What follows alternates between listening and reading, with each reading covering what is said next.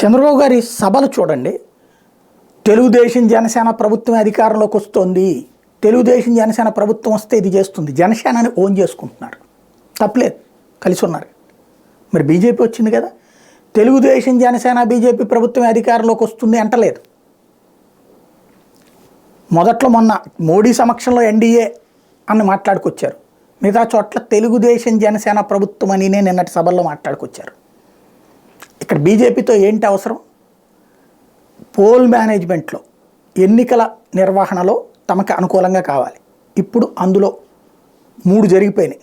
ఒకటి టెట్ స్తంభన, అట్లాగే డిఎస్సి స్తంభన, వాలంటీర్ల వ్యవస్థని స్తంభింప చేయటం, లోకేష్కి జెడ్ కేటగిరీ సెక్యూరిటీ, ఇవన్నీ జరిగిపోయినాయి.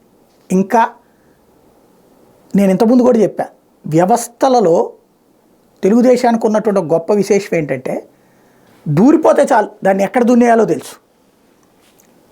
భారతీయ జనతా పార్టీ రాష్ట్ర నాయకులకి చేతకాంది ఎన్నో చంద్రబాబు చేయిస్తారు చూడండి ఎన్నికల సంఘంతో రాబోయేటువంటి రోజుల్లో.